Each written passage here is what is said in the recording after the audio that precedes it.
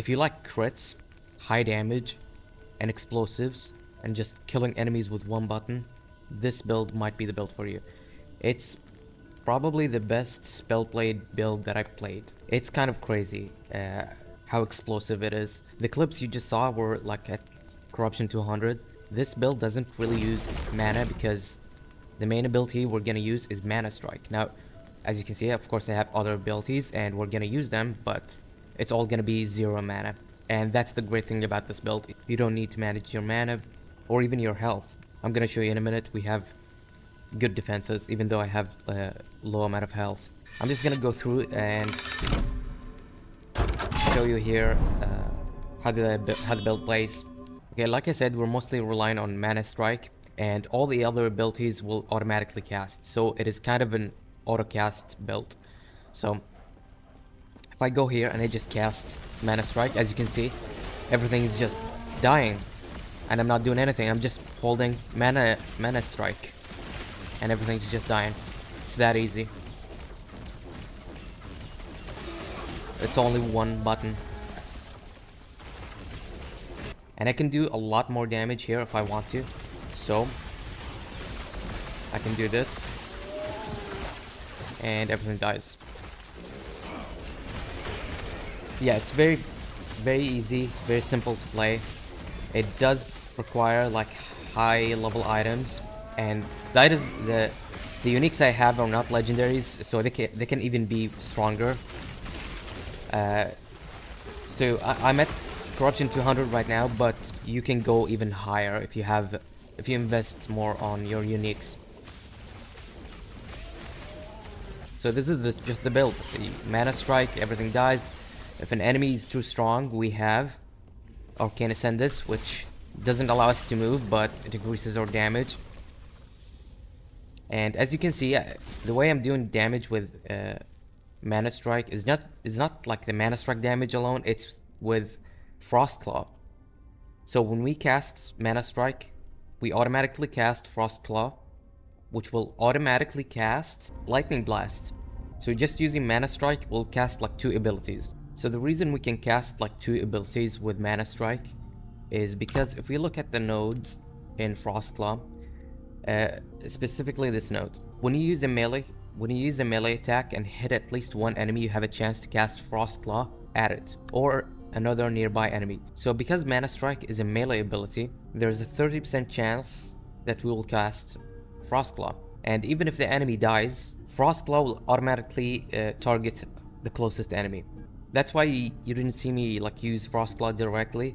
So we can automatically cast Frost Claw with Mana Strike with this node. Now the way Lightning Blast triggers when Frost Claw hits, it's because we have a unique item here called Dragon Wrath Claw.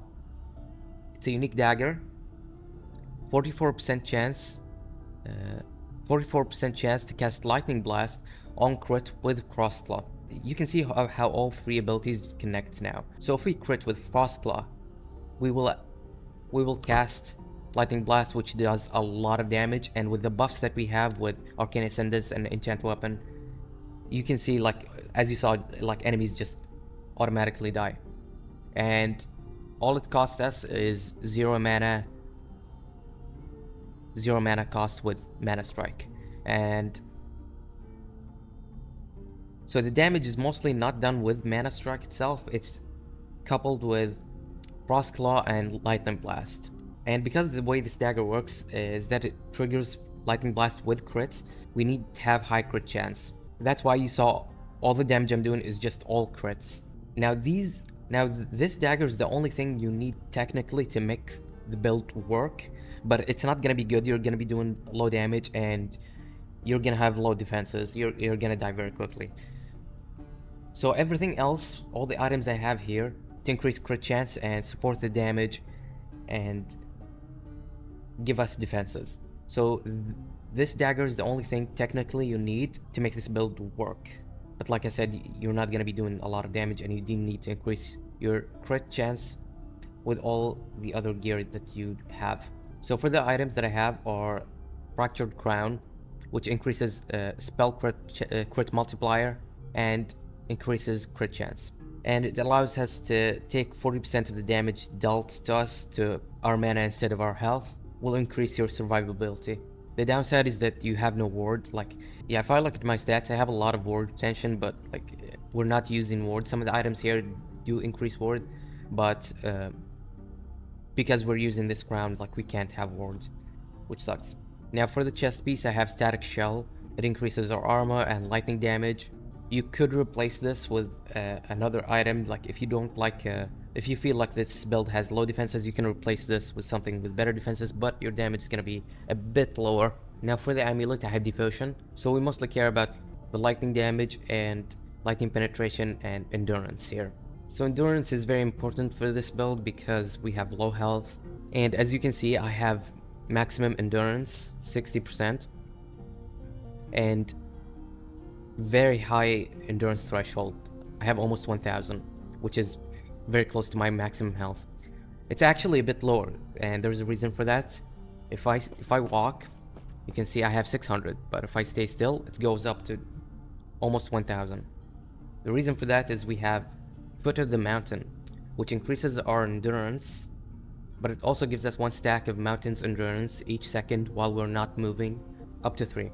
Now what this stack does is it converts dodge rating into endurance threshold, and it also decreases the mana cost of our skills. So having high endurance and high endurance threshold is gonna give us survivability. Now Foot of the Mountain is perfect because we have Arcane Ascendance, which doesn't allow us to move. It combos very well with Arcane Ascendance. So since we're not gonna be moving, it automatically gives us higher defenses and decreased mana cost. Now yes, Mana Strike does not cost mana, but if we want to use Frost Claw, if we just want to directly do like high damage directly with Frost Claw, it will reduce the mana cost by almost half. As you can see, it's 11 mana now. If I walk, it's 21.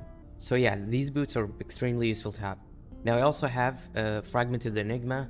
It gives us +1 to lightning skills, and it increases damage. And when you teleport, you apply Spark Charge to all enemies around destination. So that's why you saw me, when I'm using Arcane Ascendance and I teleport, I apply Spark Charge on enemies around me and they explode. So that's a very useful catalyst to have. It's not gonna be doing a lot of damage to the bigger enemies, but for smaller enemies it can quickly kill them. So for the rest of the gear here, I just have increased lightning damage and resistances to cap out my elemental and physical resistances, and increased endurance threshold. So that's for the belts, and the rings are all the same. And as you can see, I have increased dodge rating because dodge rating will increase the endurance threshold because we have Foot of the Mountain. The same thing for the gloves here, dodge rating, endurance threshold, intelligence. And yeah, these are my stats. Like, we really don't care about dodge rating except because we only use it to increase the endurance threshold. Having a bit of armor is also nice, and the ward retention really doesn't matter because we have Fractured Crown. Now for the idols, as you can see, I have increased lightning damage while you have lightning aegis. So lightning aegis, if I look at lightning blast, there's a node here called lightning attunement. When you cast lightning blast, you have a chance to grant lightning aegis, which grants 50% increased lightning damage and 25% less damage taken. Lightning Aegis is very useful, and the idols I have here increase the damage while we have Lightning Aegis. For the suffix here, I have increased lightning damage, and it is doubled if we have more than 300 mana. And we have more than 300, so we do get double that, so 60% here, and I have the same here, like 40% here. So 22, it's gonna be 40%. Now for these two, I have damage reflected while you have Lightning Aegis. That's also nice to have. You could replace one of them with another increased lightning damage. So that's the items. For Mana Strike here, we want to take the increased attack speed here, and we want to go to Teleporting Strikes, which converts Mana Strike to a ranged attack. It would still count as a melee attack. It's still a melee attack, and that's really nice because of Arcane Ascendance.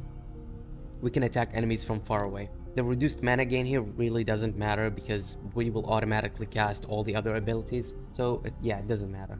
And also Star Guide here, it will auto target the enemies. Now for the rest of the nodes down here, it's just per chance lightning damage, spark charges, and mana gain on crits, since we're gonna be doing a lot of crits, and that's gonna be helpful. Now for Frost Claw, of course, like I said, we do want to get this node, which allows us to cast it automatically when we use Mana Strike. So for the rest of the nodes, we just want damage and crit gens. Having attack speed down here is very useful, and extra projectiles is very useful. And of course, this volley of blast converts the attack to a projectile attack. So yeah, I forgot to mention this. These are like the essential things, because we're gonna be attacking from ranged, so having volley of blast is very useful. Again, mana cost does not matter. Just use it. Just take this node. It's very useful. And taking the damage node up here and converting the damage to lightning. This is also essential for this skill. We want to convert it to lightning damage, since we're doing mostly lightning damage. And having projectile speed and mana efficiency here is also nice. For lightning blast, we will not cast it directly, but we want to go mostly for damage and lightning attunement here, which gives us lightning aegis. So yeah, we were mostly focusing on damage here. We're not going to be casting this directly. Now for the buffs, we have enchant weapon and arcane ascendance. For enchant weapon, we want to increase duration here and increase elemental damage down here, and increased melee attack speed again, because mana strike it still counts as a melee attack, so this will increase our attack speed significantly. And we want to go for thundering, which increases melee lightning damage by 100%. And for arcane ascendance, again, all we want is just damage, increased damage. And having a superconductor here is also very useful, because it will also automatically cast lightning blast when we hit an enemy, when we have arcane ascendance active. So now we have two ways to automatically cast lightning blast, with this node here and with the dagger.